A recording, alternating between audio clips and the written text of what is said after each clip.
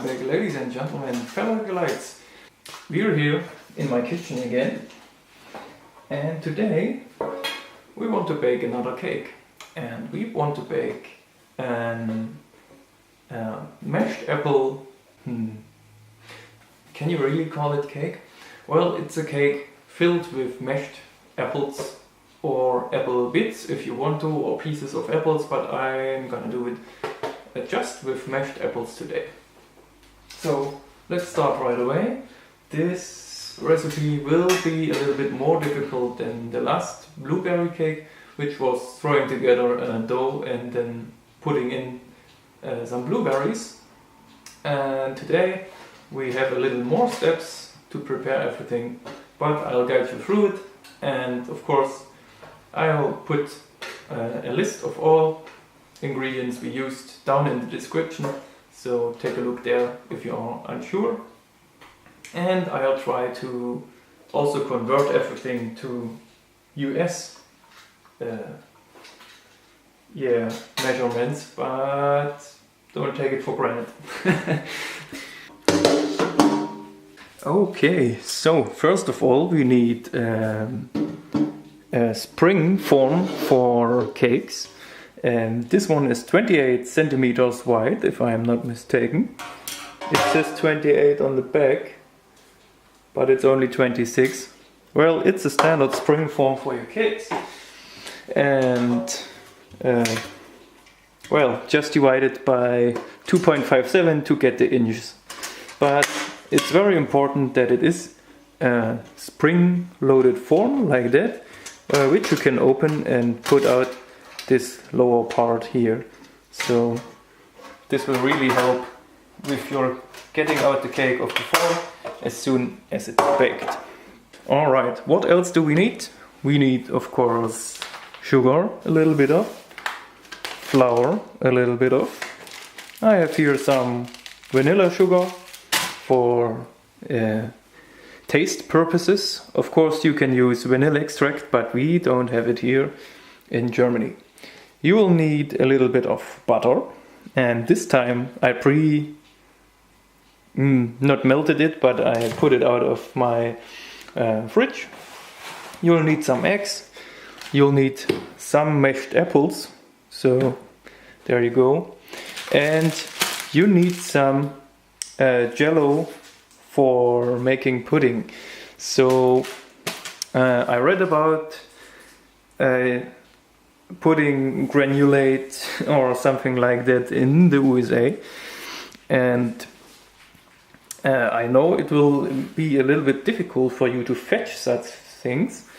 As I said, there is one kind of pudding powder from Jello, which is the French vanilla flavor, I think. So if you can get that, that's good. If you cannot get anything similar, you can use cornstarch in the recipe as well. And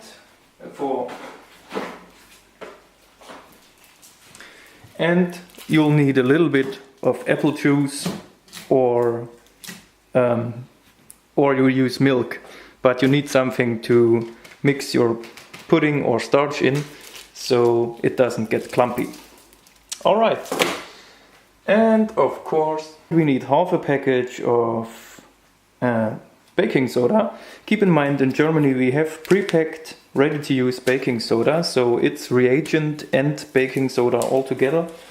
I know it's difficult to get that in the USA, so perhaps you can use self-raising flour, or you have baking soda and baking reagent at your house, or you use pre-made ready-to-use baking soda. So that's for the recipes. The cake will divide in 3 different parts. So we have to make crumbles, we have to make the filling, and we have to make the dough. So let's start making the dough.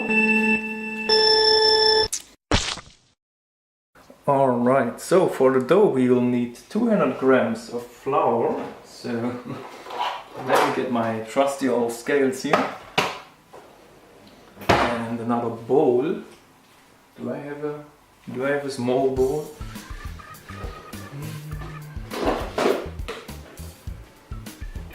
Well, this beaker shall do.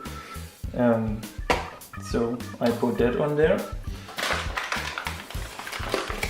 So 200 grams of flour shouldn't be too difficult. Just measure it out. Today we have to be a little more exact with our measurements, so make sure you don't have too much flour here. I've got there 199 grams, so you cannot see the scales. Can you see the value? Well, it's backwards. Okay, but it's 199 grams, so that's alright. Chuck that in there. Then we need 80 grams of sugar. So measure that out. Well, that's 100 grams. I'm just pouring it back. Alright, 79. Let's give it just a little for good measure. Hey, exactly 80. Nice. Perhaps I can mirror the numbers on my scale back in the video. We'll see. Alright, chuck it in there. Today we are going to mix everything at once. So no mixing eggs and sugar first, just putting stuff here together. So take one medium-sized egg and just crack it in there. Give it a good beating. Right.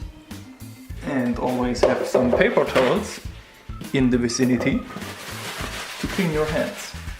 Right? And of course wash your hands beforehand. I should not have to tell you that. Alright, and now we just need 80 grams of butter. And since I have my trusty scales here, I can now just use a small plate or something like that. So we set this to 0 again. And while I'm unfolding my pack of butter here,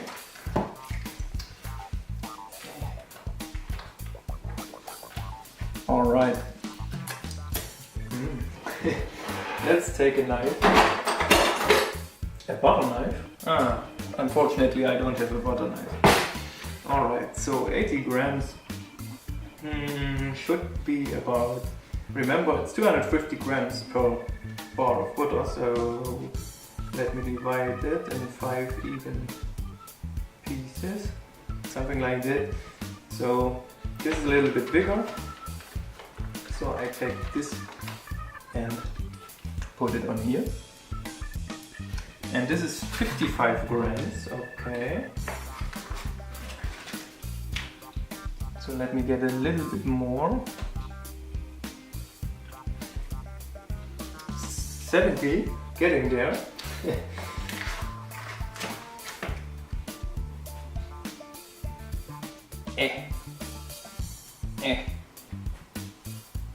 And 79. God damn it. Cannot have enough butter in a cake. I hope you all agree. So 83. 83 sounds good. So let me quickly pack up this butter again and return it to the fridge before it decides to run away.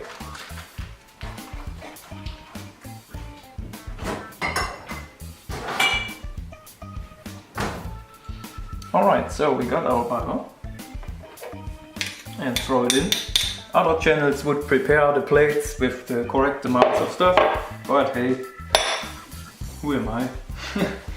So now we just have to mix these together. So I will get my trusty mixer here, which is still white from the last recipe. I did not clean it. I mean, kitchen tools are working tools, and if they are dirty, so be it.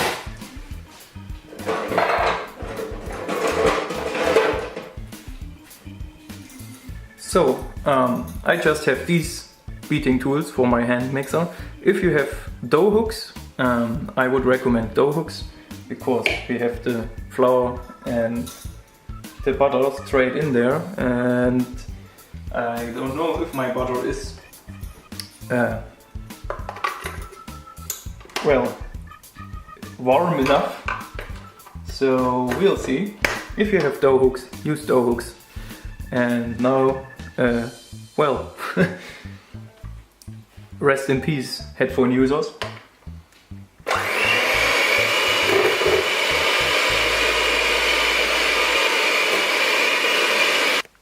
Alright, so I've mixed everything through. My mixer is now completely white, and we have this little, whatever it is.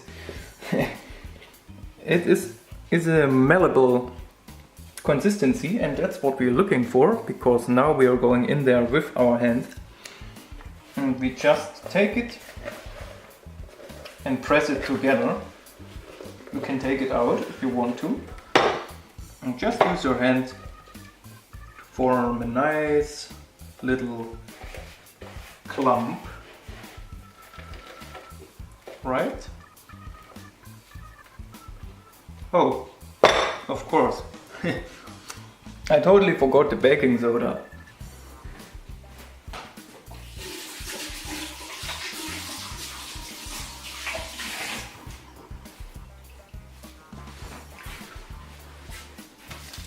Don't forget your baking soda, folks. Now I'll have to do it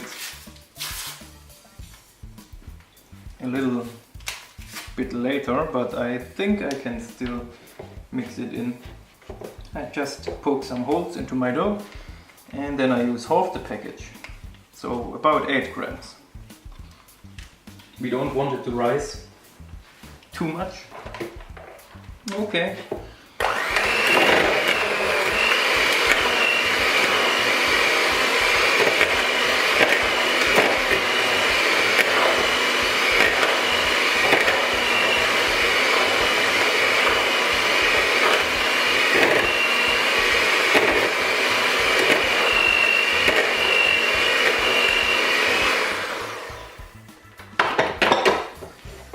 So that's the baking soda mixed in. So now I'm gonna grab my dough again, make it a little uniform in size, and then I have my little dough ball here, and then I chuck it into my spring form. So let's move over here. There's the spring form with the dough, and of course, before you can do anything or should do anything in there, you have to grease it. You can use cooking spray if you want to. I'll use normal oil.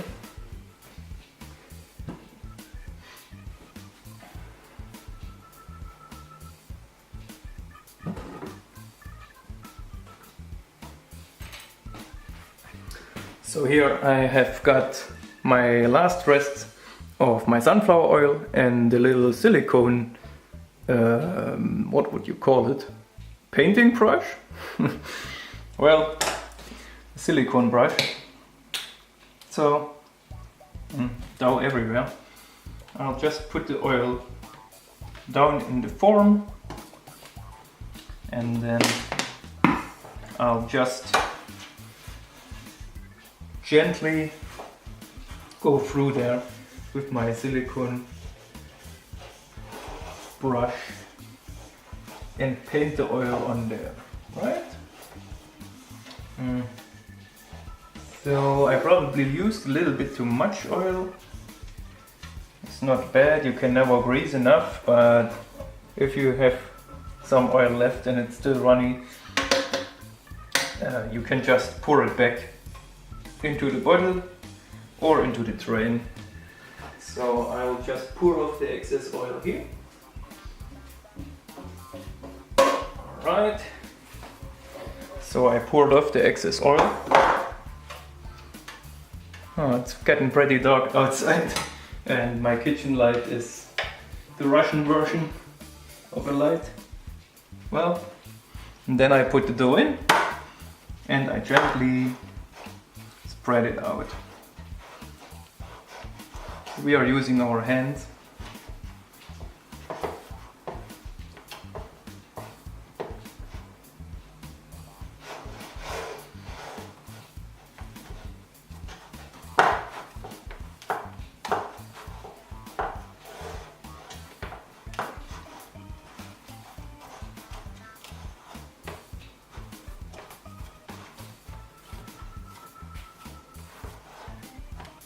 You can use whatever you want to spread out the dough. So if you're not a hands person, you could use a glass, normal water glass or juice glass. Just tap it down and spread it out evenly. Try to spread it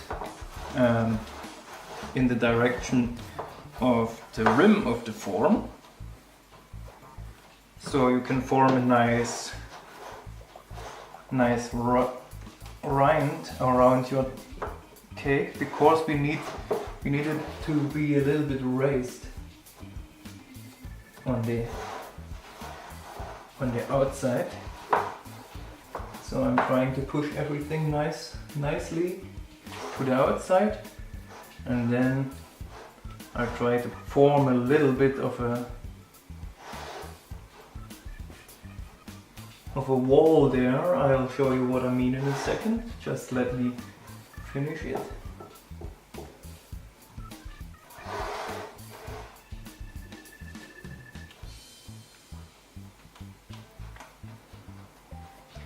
So probably it would be better to do this cake in a smaller form, like a 23 centimeter form or 26.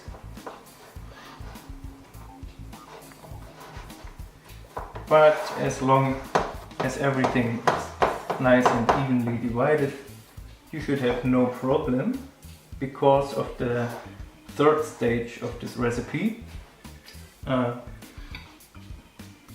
which I'll show you in a bit.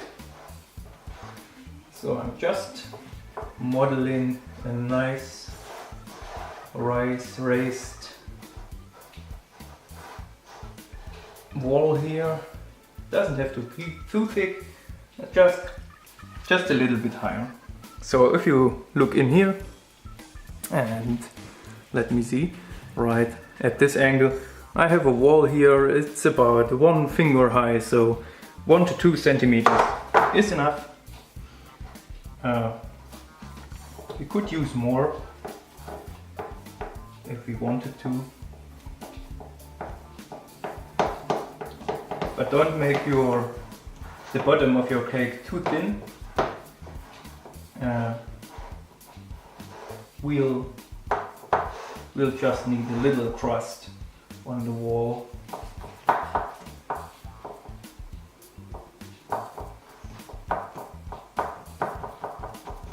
Okay, trying to remodel the dough in here. Do I have something left? A little bit. Okay, just work it in there.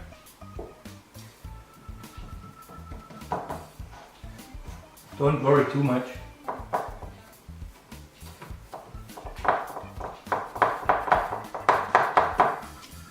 Okay, so that's how it looks. My bottom is a little bit thin on in this area here, but I think we'll manage, especially because, let me see if I can use use a glass because we used baking soda, which will make the dough rise. So just use the glass to spread it a little bit more evenly, and now everything should be fine. Alright, so this is the first step done. You can set this aside. Now we'll do the filling. Will get a little bit more complicated. So for the filling you have to basically cook up a little bit of pudding. So let me show you how I do it.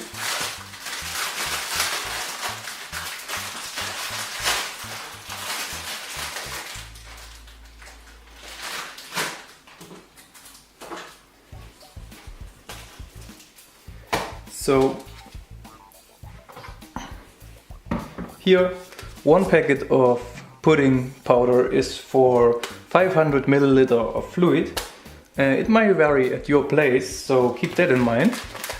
Usually you get these in packs of 5 or 10, so it doesn't matter. But today I'm gonna use 2 of these. So these are for a total of 1000 milliliters of fluid.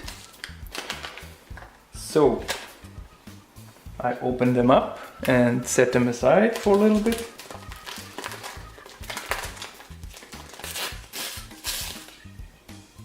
And making a mess. So these are now opened. I set them aside here. And now comes the part where you can choose what to use. We need 300 milliliter of any fluid to get our powder started so it doesn't clump. So you could use apple juice like me, or you could use milk if you wanted to. So anyways, let's start with the apple juice.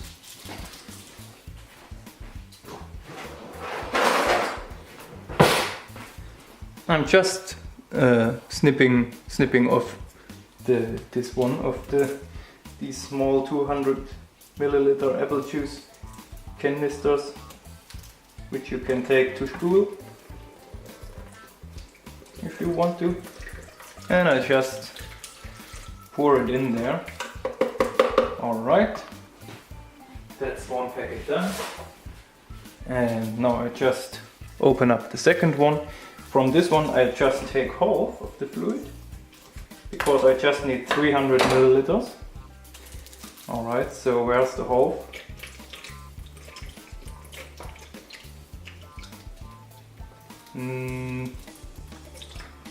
Feels like about a half, and now I'm gonna drink the rest. So, if you are unsure about measurements, the human mouth has a volume of about 100 milliliter.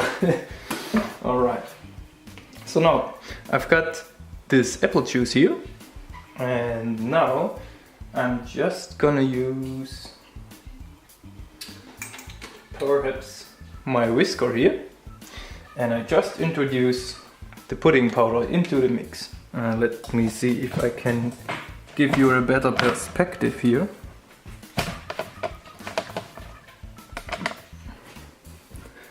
Like so. Well, you still see my hand. But just mix it in gently in small portions. You can use anything basically. I wonder if I have a wooden stick or something. Let's see. I think I'm gonna use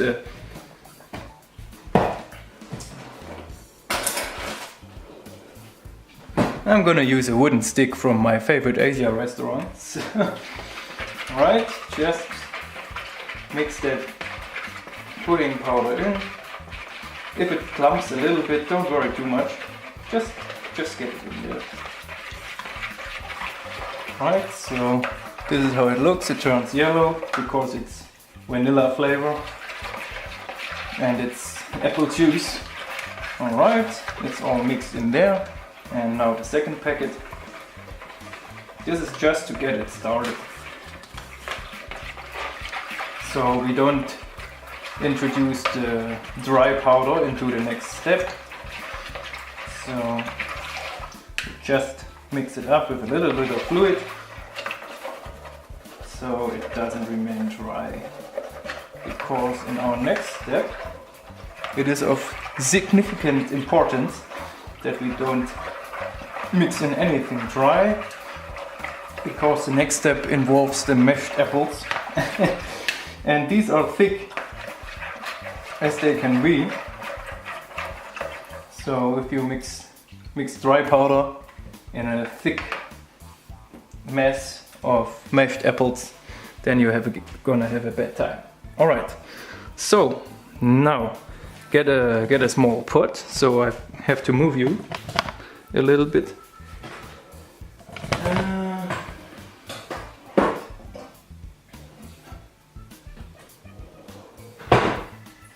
This is a 1 liter pot. It should be enough, barely, so you can come back to me. Alright, so turn on your stove on medium to high heat, and then take your mashed potatoes if you have a jar or something like that. So remember, we need 1 liter of fluid. That's why I mixed 2 packets of pudding powder, which is made for 500 milliliter fluid. And I've done 300 milliliter of apple juice because I wanted to taste like apples very much. If you take milk, you lose some of the apple flavor and gain more of the vanilla flavor. And right here I've got 700 milliliter of mashed apples. So together we've got 1 liter of fluid. Alright, so now take your mashed apples and get them in there. Looking good, sounding good.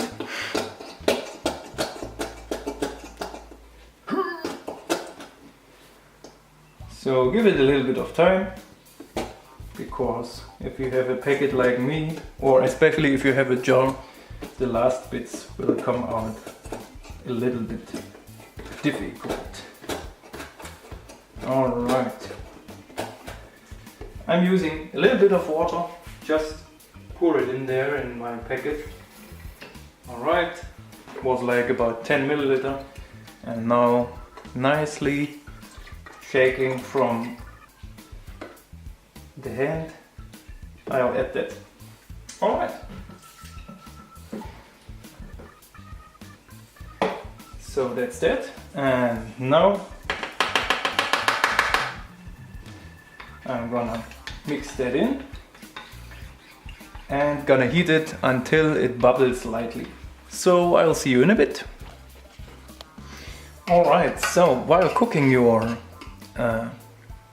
mashed apples, keep in mind that it is a very thick structure, and of course the lower part of the pot will boil first, so it will throw bubbles. So keep stirring just until you are ready. You can see if I stop stirring for a little bit, my mashed apples will get angry at me. So let's see. Yeah, you can see it made a bubble and spat at me. Right, so your mashed apples are not too friendly if you heat them up too much without giving them some free room. Test with your finger if they are warm. But generally we should bring them to a boil. Not a boil, but slowly bubbling state. So I'm just waiting here. I don't know if you can see it if I zoom in here, but there is a little bit of steam coming off of them. Probably you can't see them, so that is a good sign. Don't have a thermometer here, but just don't burn your mashed apples. Alright.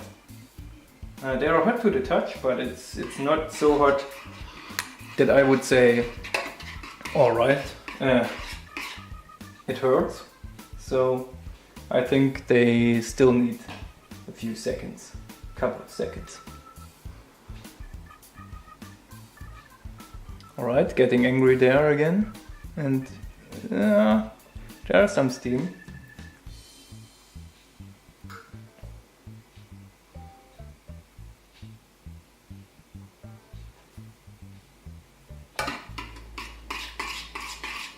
I'm giving them another stir, just because. Okay, and now they are really hot to the touch and are agitated, so I think I'll give them another 30 seconds and that should be it. Okay, now my mashed apples are really hot and really agitated, so what we are going to do now is take our apple juice, vanilla, pudding powder amalgamation, let me zoom out here, and give it another stir or another pinch, pitch, like a gold miner probably would do, and make sure there's no residue of powder on the ground, because we need the powder to react with our apples. So my apples are bubbling and I turned off the stove, and now I'm just incorporating the mix we made earlier and give it a good stir, and also move it from the hot plate and just give it a good stir. So thoroughly mix this together. So what we basically have done right now is we've made a pudding out of apples or mashed apples. So the pudding powder now being activated will make this harder and harder consistency wise. So I'll just mix it through and then give it about 1 minute or half a minute just to cool off a little bit.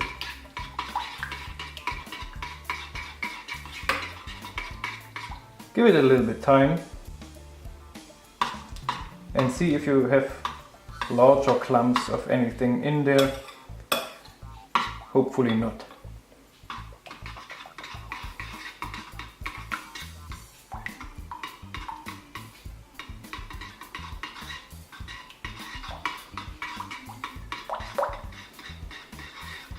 Alright, you can also make it a little bit faster by putting it back to the cooking plate and give it another round of cooking. So the pot is still hot. Yeah, what a nice rhyme. Yeah, the pot is still hot, and if you let it cook or warm until you see bubbles again, then you can know for sure your pudding powder is properly activated, and will make this nice and stiff as soon as it's ready. So let's give it a few seconds and watch out for bubbling. Okay, there are bubbly bubbles here.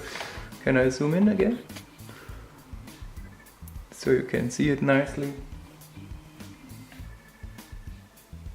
Keep in mind we are working with thick substances here and thick masses, so you won't be seeing bubbles like if you're cooking a pot of water or something like that. Just keep an eye out for action going on your surface, and then you know that your pudding powder is activated. So I think it's good now. Yes, it's already feeling a little bit coagulated. So I'm turning off my plate, give it another stir. As you can see, consistency is getting harder. Right, and then I'll just leave it there for 30 seconds. Alright, so after this had a little rest, you can see the consistency is already thicker. You can put your pudding amalgamation onto your cake or into your cake form. So let me see if I can get the right angle for you. Okay.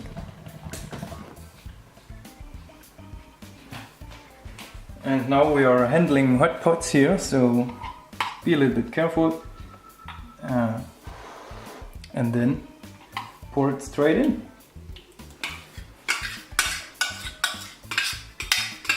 So the wall of my cake was just high enough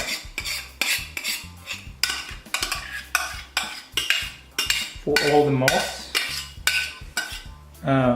But if your mess is over your walls, don't worry. It's still in the form and it will harden as soon as the cake is baking.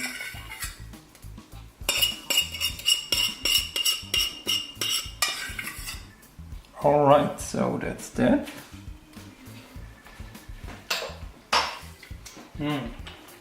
Tasting very good. I'm taking my silicone spatula here to get the rest out of this pot, so I don't have to clean it up that much, because my wife will get angry if I make a mess in the kitchen.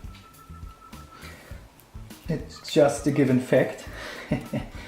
Alright.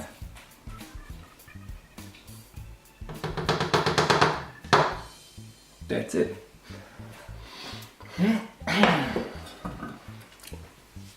Alright, so while that's sitting there and relaxing a little bit, I'll move you back to my mixing station. Right, and now we will prepare the crumbles for our dough, which again is a little bit similar to the first mess of our cake. So what we need is 150 grams of flour again. So let me weigh that out.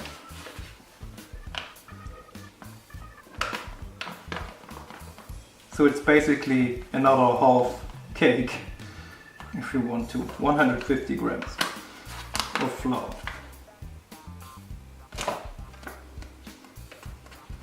Right. I overshot it a little bit again, so taking back some flour. Alright. And I got my 150 grams of it. So into the mixing bowl. And next we need another 60 gram of sugar. No, that's the flour. We need the sugar. 60 gram.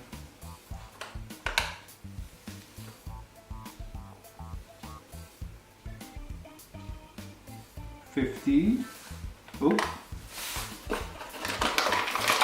66. It's good enough.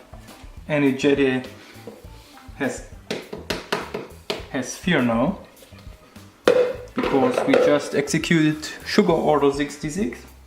And now we need another 80 gram of butter. So get my little plate here, press tear, and in the meanwhile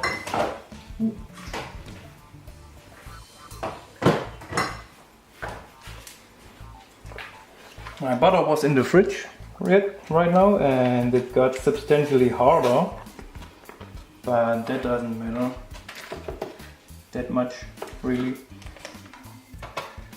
Just make sure it's still malleable. So these are 56 gram.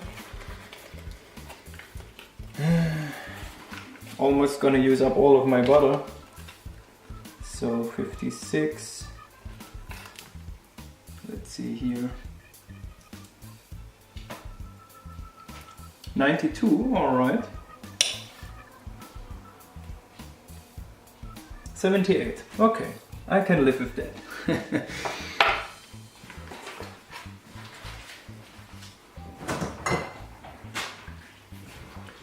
Alright, so I take my butter and chuck it in there, and because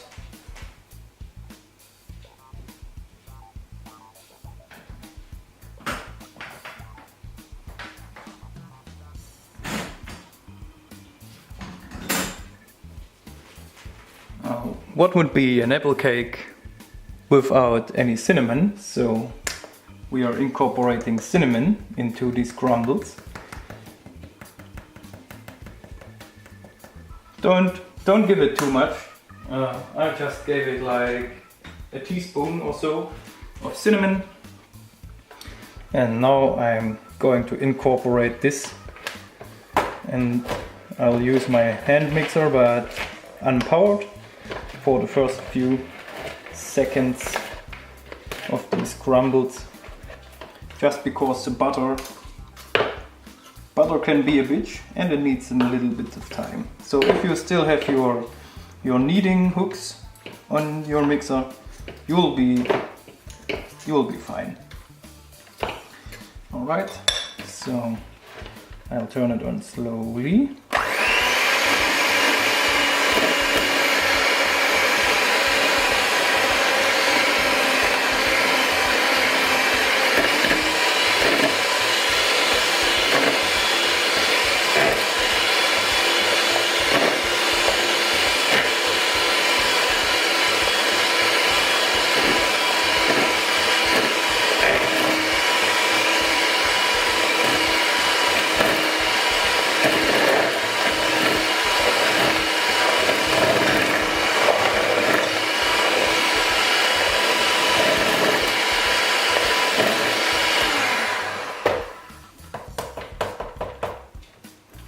Alright, now my mixer is white instead of black. So this will be the crumbles of your dough. So you can go in there with your hand and hand mix them a little bit.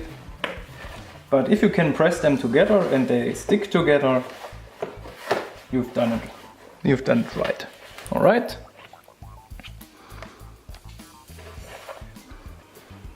So this is the consistency we are looking for. Basically loose sand, which is malleable. So if you press it, you can make a nice little, see, it's powdery, but if I press it, it will stick together. And that's what we are looking for. All right, nice. Nice and cinnamony. Okay. So you can come over here with me. There is our little cake spring form, and stuff is getting nice and thick.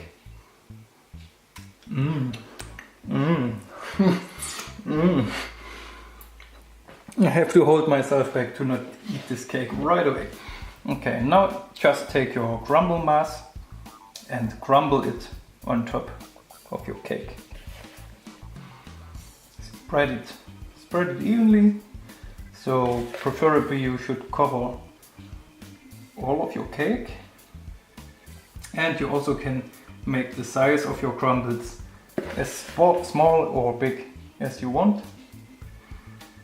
Just imagine you're putting like stuff on your flowers or something. Okay, so let me see if I can get all of the... Also, don't make your crumbles too big, because then it will sink in if it's not cool, if the mass is not cool enough. All right, put the rest in there. Try and get it all up to the wall evenly. Okay, and that's basically the preparation for this cake. And now I'm gonna wash my hands, and we are gonna chuck this into the oven.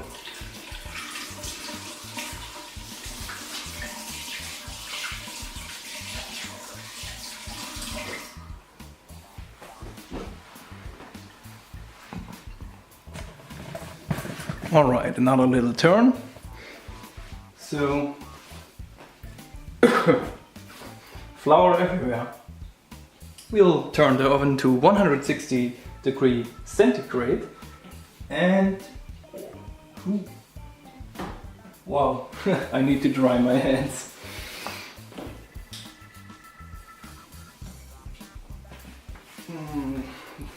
Now my knot is oily. Alright, and we want to turn on the fan. So 160 centigrade. I'll put a Fahrenheit value into the description and then open it up.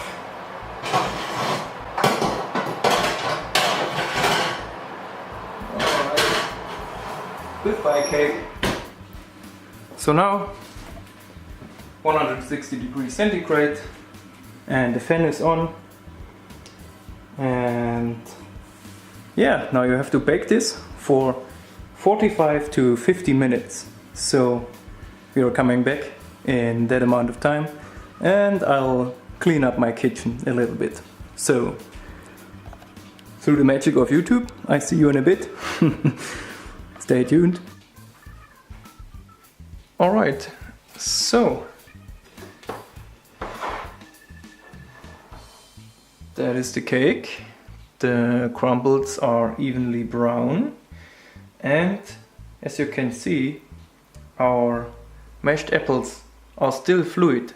So if you are the type of person that is that cannot wait to dig in, well, I have to disappoint you. You have to wait. You have to let this cake cool down in the fridge for at least 1 hour or at least 2 hours. So I'll be back for a taste test in around 2 hours. So through the magic of YouTube, see you soon. Alright, so it's several hours later, so let's get the cake out of the fridge.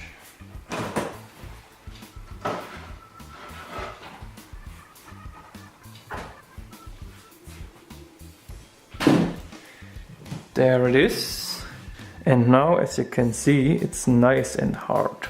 So if we zoom in here, you can see it's hard to the touch, but it's not like frozen.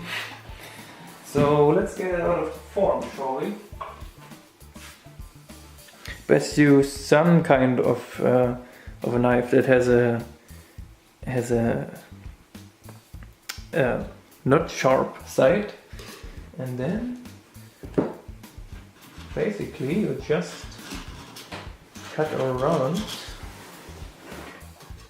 to loosen the side a little bit. You can use cutting motions if you think that helps. Don't be too cruel, it's just a spring foam, so let's open up. Alright, and because I greased very well, I could get the form out of there pretty easily. Just a little bit of dough. Okay, so let's make a taste test. So I'll just cut a piece from the theoretical mid of this cake. And it comes off pretty easily. Nice. Okay, so let's see here. Let's study this cake a little bit. So as you can see, there it is. We have nice and not so much dough, just as I like it, and we have this absolute brilliant stuffing or filling that tastes like apples times 2, or better, apples to the power of 2. And it is nice and rigid and not so soft. Okay,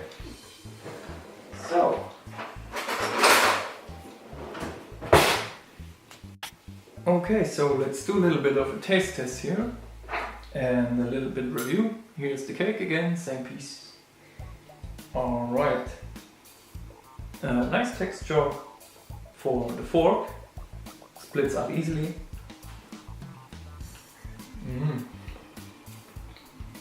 It's fresh, it's crunchy because of the cinnamon, and it tastes like apples to the power of 2.